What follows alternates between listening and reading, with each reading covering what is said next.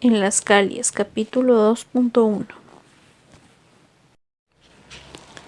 Los rayos del sol de una mañana clarísima y las enredaderas del jardín, residencia millonaria en las afueras de la ciudad, abrigaban y adornaban los amplios ventanales del gabinete donde a esas horas, las 10:30 a.m., los miembros legítimos de la familia, padre, madre e hijo de don Luis Antonio Urrestas, desayunaban en silencio.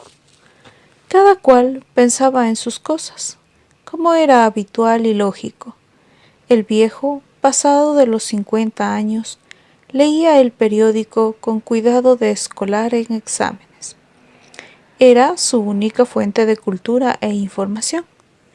Entre los comentarios políticos, favorables siempre al partido que pertenecía el dueño del diario, la crónica social, vida y milagros de gamonales y latifundistas, las noticias del cable, interés del imperialismo de turno, los avisos, anzuelos del gran comercio y la banca para encadenar a la opinión pública, las tiras cómicas, chistes esterilizados, se filtraban y surgían a menudo en la mente y en la sangre de don Luis Antonio Urrestas. Cual única desgracia irreparable, los pequeños problemas de su realidad física, la barriga pomposa, los párpados hinchados, la calvicie, las arrugas, los dientes, etc., que le arrastraban por los caminos de la simulación y del lujo para cubrir y encubrir su pesada y prieta humanidad.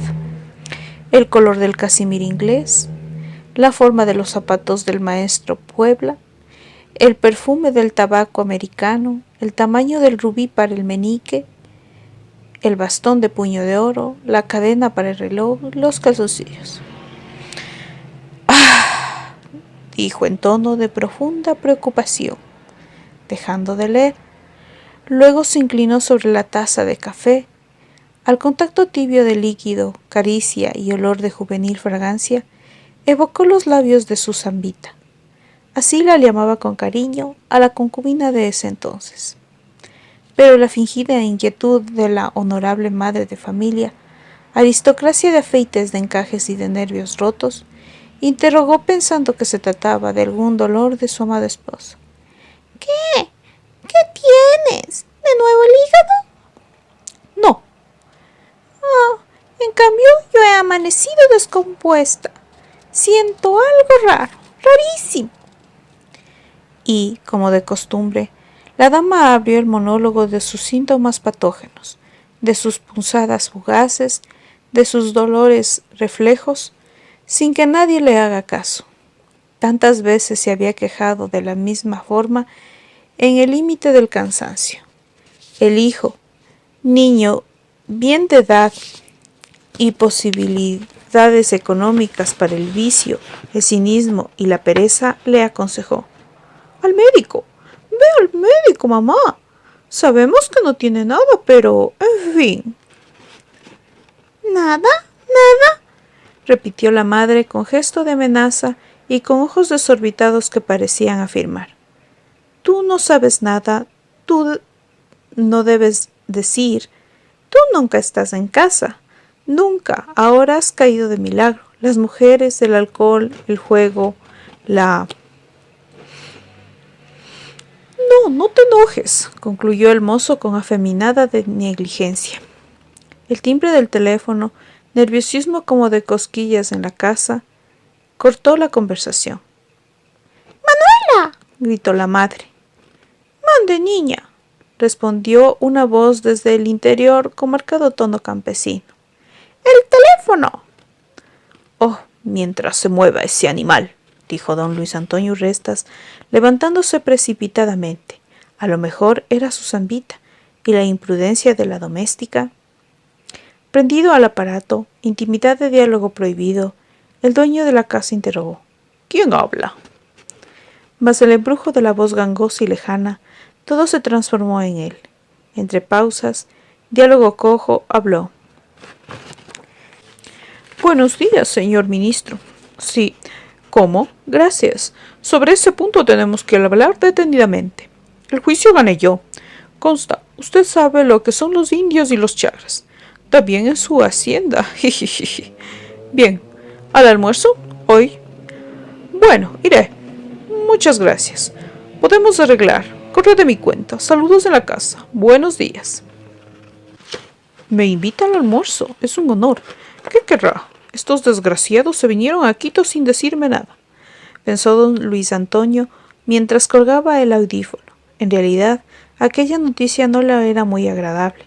Sus indios, propiedad exclusiva, y los cholos de Chaguarpata, pueblo bajo su amparo, le habían traicionado. Sin terminar el desayuno, se encerró en el escritorio con esa angustia inconfesable de quien maneja a su antojo la trampa de la ley y de la justicia. Revisó una montaña de documentos. ¿Para qué?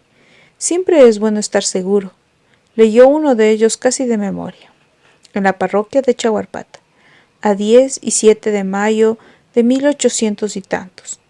Ante los infrescritos señores teniente político suplente, encargado del despacho, por enfermedad del principal, y el señor secretario, comparecieron por una parte al concierto Baltasar Corelia, y por otra su patrón, el señor Rafael Humberto Urrestas, con el objeto de liquidar la cuenta del primero, lo que se efectuó a presencia de los testigos, señores David Sánchez y Benjamín Jiménez, y resultó cargo confesado por el concierto, incluso deuda judicial anterior de su difunto padre, 257 sucres, 50 centavos. Descargó según las siguientes partidas. Por las rayas de trabajo de un año, 16 sucres, 20 centavos. Por la cebada de su guasipunco, cosechada por el patrón, 55 sucres, 85 centavos. Por rebajas voluntarias del patrón, 10 sucres, 45 centavos. Total del descargo, 82 sucres con 50 centavos. Saldo en contra del concierto, 340 sucres, cuyo valor, con lo más que adelante llevaré en socorros y suplidos, se obliga a Corelia a devengar con su trabajo en la hacienda del patrón, ganando el jornal de 45 centavos diarios. El error aritmético del documento, sumar en vez de restar las cantidades devengadas por el indio, que siempre fue para don Luis Antonio un detalle de extraordinaria sagacidad jurídica, inventado por su padre, le pareció en estas circunstancias estúpido y comprometedor. Lanzó una maldición y siguió la lectura. Para seguridad del crédito, el deudor se obliga con su persona y bienes, en general, en toda forma de derecho, domicilio, vecindad y apelación en caso de juicio, y sujetándose además a la disposición del Código de Policía vigente. Se concluyó la presente liquidación firmando la parte que sabe y por la que no sabe, con la autoridad y secretario que certifica uno de los testigos. A ruego de Baltasar Corella, que asegura no sabe escribir, David Sánchez Urrestas, Benjamín Jiménez, el secretario Víctor Zurita. Conciertos que se transformaron en guasipungueros, por estar de acuerdo con la ley y las nuevas leyes, murmuró a media voz Urrestas como si alguien le hubiera interrogado. Luego buscó en un cajón el legajo del pleito de las aguas del río Chaguarpata. Todo estaba en orden. Oficios, solicitudes de plazo, sentencia, acta de división. ¿Qué más quiere? La gana de fregar la paciencia. Bueno, ya veremos. Continuó el gran señor, apoltronándose en uno de los divanes de la estancia. No era el temor el que le inquietaba, era el asco de no poder librarse de una vez y para siempre de esas molestias, pequeñas y grandes. De gran señor latifundista, era también, ¿para qué ocultarlo?, sus recuerdos infantiles que a menudo le encerraban en el círculo de la espera de un posible castigo celestial. No por él, estaba seguro de su buen corazón, de sus métodos legales, de sus prácticas de caridad, de su nobleza. Pero su padre, aquel hombre sin escrúpulos que en época no lejana acostumbraba a salir del pueblo de Chaguarpata, arreando 2 o 3 mulas con carga de sombreros de paja, aquel cholo emponchado y carajeador a quien los vecinos llamaban don Rafiquito, al venderle el trabajo de sus manos y de sus desvelos.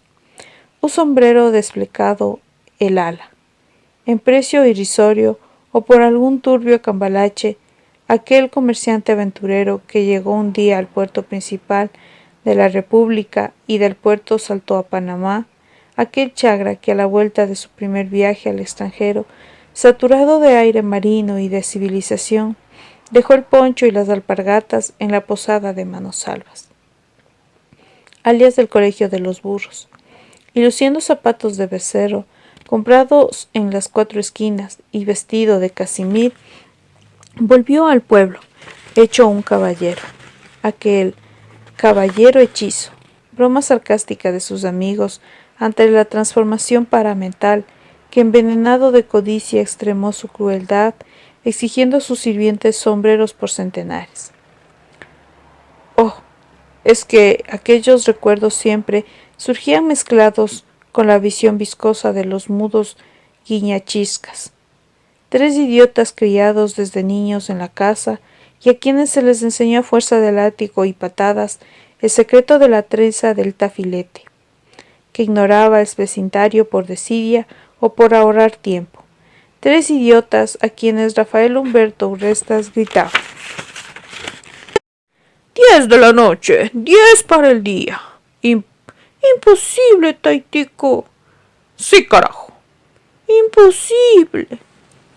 Pero ante la urgencia del cholo comerciante, los guiñachiscas, después de soportar 12 horas de trabajo abrumador con las manos y sobre todo con los ojos, llegaban a la noche, luz de una vela de cebo, vigilancia del turno riguroso de toda la familia, saturados de fatiga chirle y sueño de plomo, y a la 1 o 2 de la madrugada, semiabierta la boca, belfa donde la baba corría sin control, inyectados los ojos al rojo vivo, imposibles las lágrimas, tiesos los dedos, meneaban la cabeza en cansancio doloroso y en protesta morbosa. —¡Mudos brutos! ¡Acaben la última siquiera! —suplicaba entonces quien hacía guardia. Los idiotas apartaban de mala manera los sombreros, lanzando un gruñido salvaje. —¡No! ¡Un hito más, no! En el escándalo de la disputa surgía soñoliento, malhumorado y en calzoncillos de reata don Rafiquito. Amenazaba con gruesas palabras a los rebeldes, les ofrecía en señas cosas de comer y de vestir, les pateaba, golpeaba y vapuleaba. Por desgracia, la inmovilidad testaruda y la dejadez chirle de los idiotas era superior a todo. —¡Un hito más, carajo! ¿No me entienden? Al final, el gruñido salvaje de los guiñachiscas crecía en queja de que amenazaba desbordarse por la furia y el crimen. Había que dejarles tirados en el suelo, hechos un pingajo de bufidos, como más tarde se les dejó morir uno a uno, fluyendo moco, sangre y babas, casi ciegos, solos. También don Luis Antonio Urrestas recordó en ese momento, violencia de rápidas visiones, cómo crecieron y prosperaron rápidamente las tierras de su padre, ahora suyas.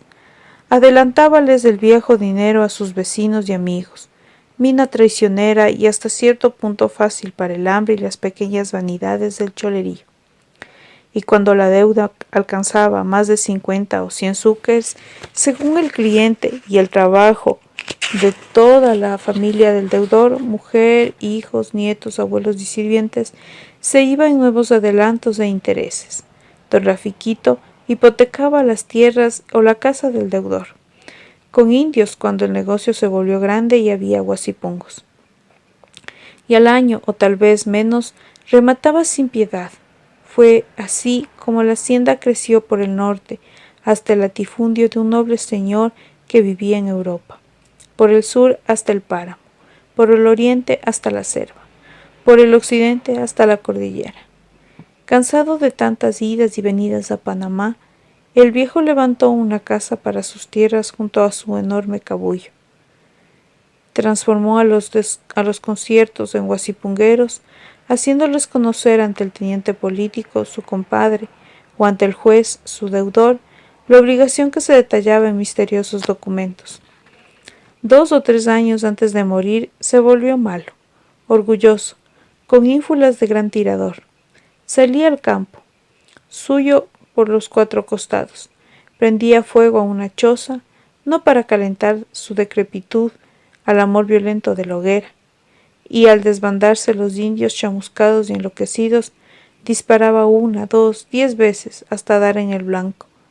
Una guagua, una longa, un runa, que rodaba entre aleteo de ponchos, de trapos pringosos o de bayetas hediondas por el suelo.